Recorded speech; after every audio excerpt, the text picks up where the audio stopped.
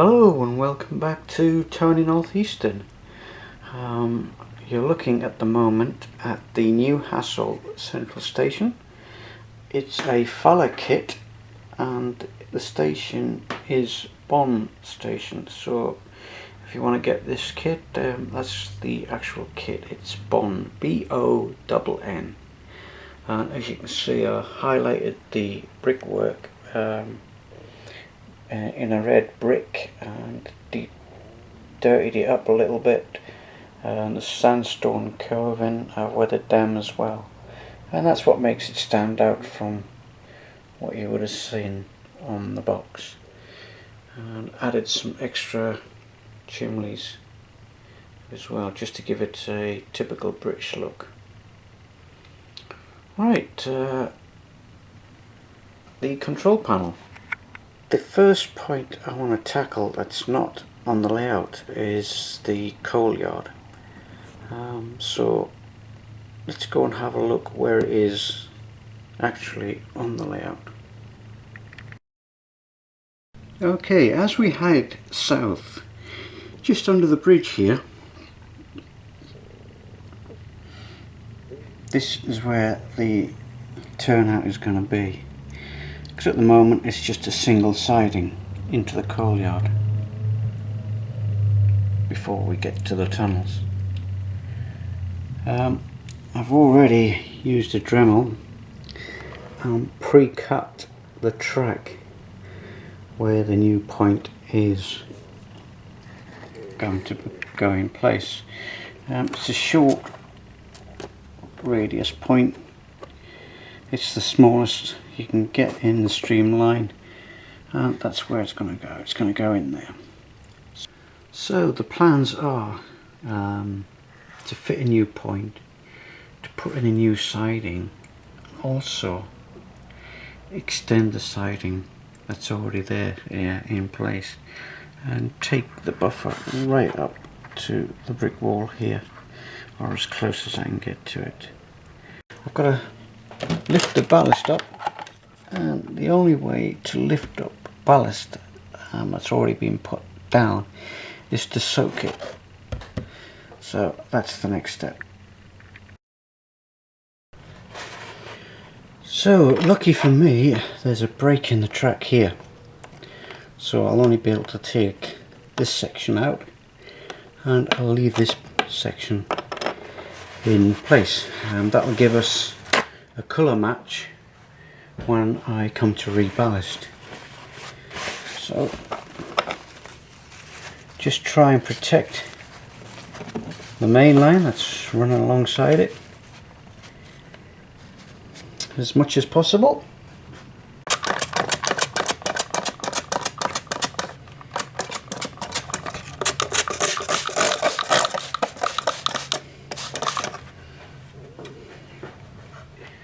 I think that should be enough. Okay, so we'll let that soak in, and in the meantime we shall remove the pins.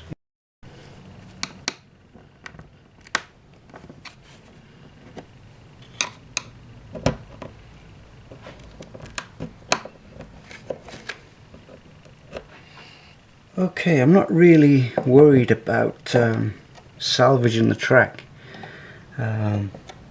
because I have a new length to go in, so for quickness I'm just going to pair of pliers, hold the middle and then twist it, and hopefully it will pull the track out of each of the fish plates either side,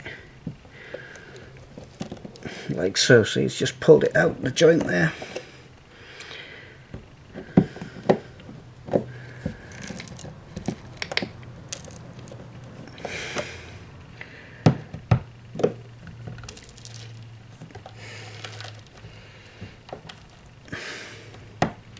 So just by doing that, if you're putting in a point in between two fixed positions and you want to keep the rest of the track, this is the ideal way of doing it. And because the water is soaked in to the ballast, it should just lever out.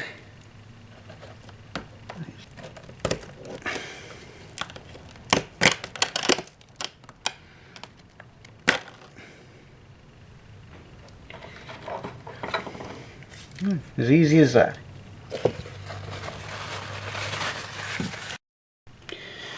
Okay, the next part is just get a chisel and scrape it all out. Okay, at this end I have to be a little bit more delicate because I want to salvage the buffer stop. So there's the joint. There's one pin. I don't think there'd be too many pins in this. Move the shrubs out of the way.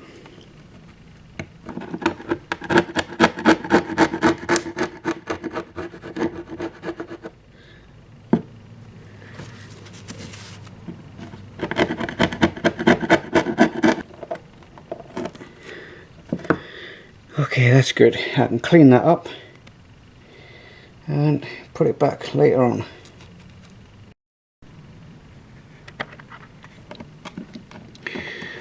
Okay, with this little piece of track I want to bend it into a new position so it follows the main line around slightly more. So where it was dampened earlier, I'm just gently scraping out just about 5 inches worth of track, just to see if I can push it and then pin it back.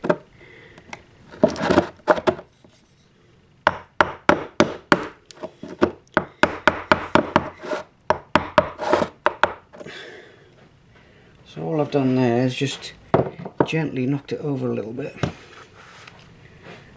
Now I just got to rub it backwards and forwards.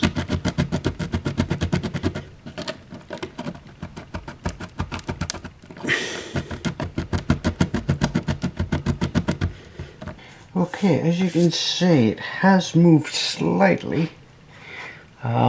It's only about 5 or 6 degrees when it reaches here, when it comes round. It's not a lot, but it's enough to make it worth the while.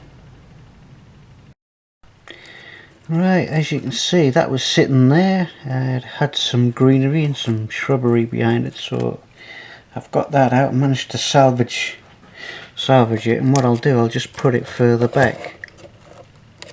That way, put a new piece of card in there, make a new cornice to go across the top, and then that piece of track can then come right in to here. So really, that's just where that's going to go. So what I'm doing now, I'm just marking out for the points. A little mark there, a little mark there, little mark in the center of the track there, and a little center there, and also where my soldered cables go, also for that wire there, and that cross marks the spot for the other hole. Right, because of the position of where the bridge is, I can't go straight up because I'll hit the bridge. So what I'm going to do, I'm just going to come back a little bit from the center of the hole and drill it at an angle.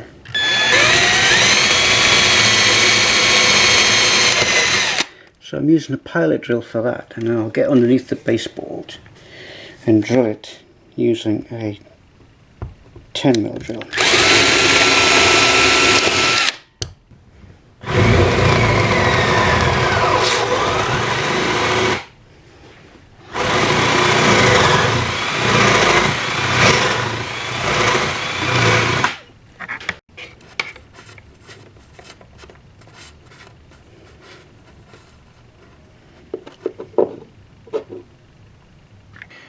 Right, the point is now in place.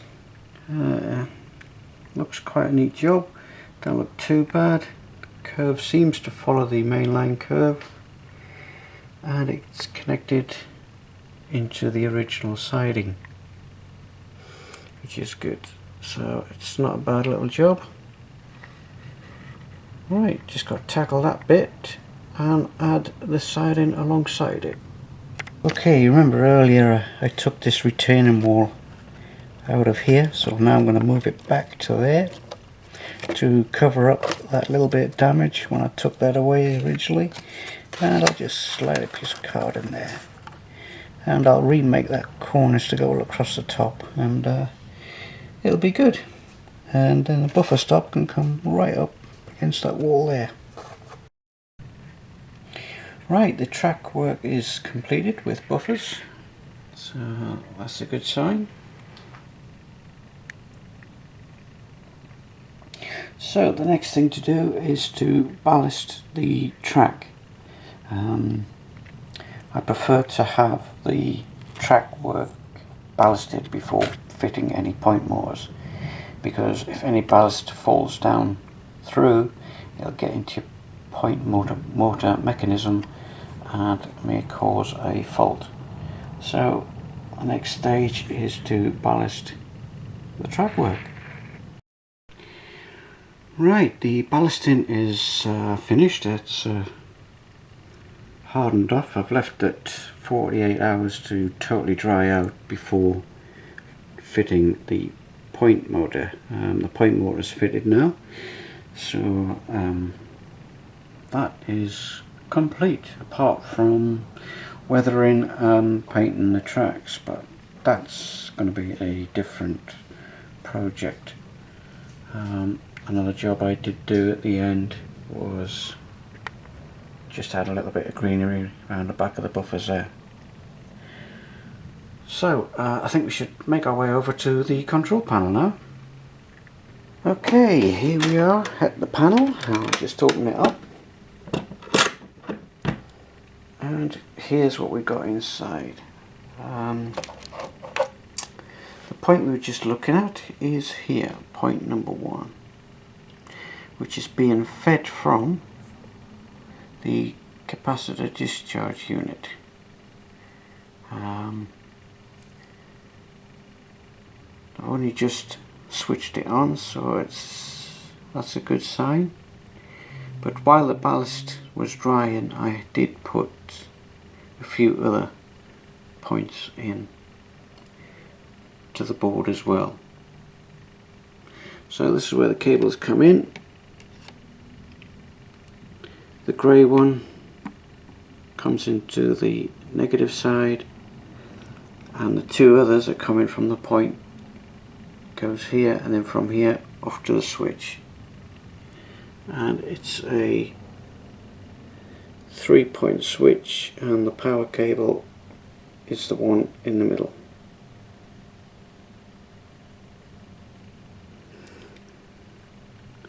So there you have it. I've got all my supplies in here. I've got the Eco supply in, which are going to be for the Mimic switches, which I haven't got round to doing yet.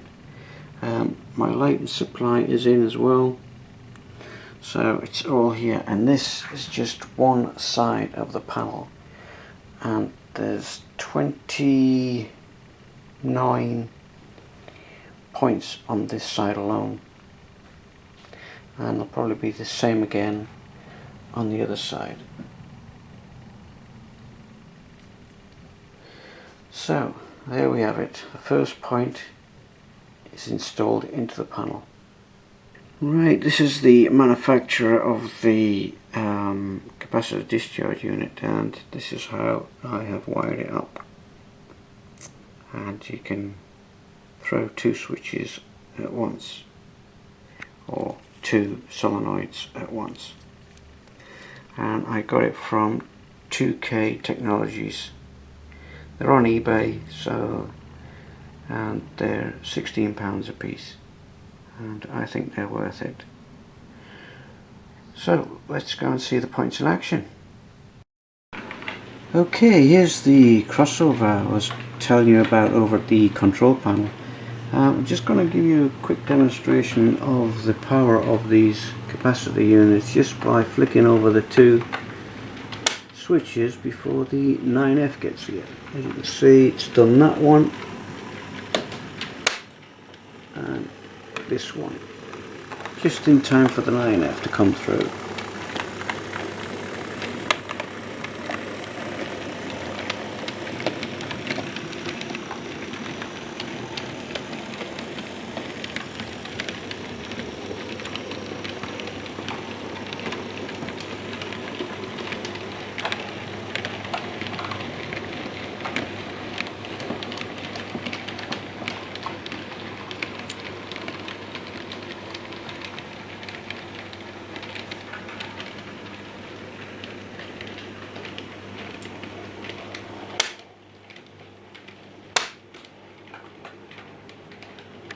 Okay, I hope you've enjoyed what you've seen. It's took a little while longer than normal to get this video out. It's probably just due to the fact that I had to rework the siding in order to put the point in, but things are going to be up and running soon.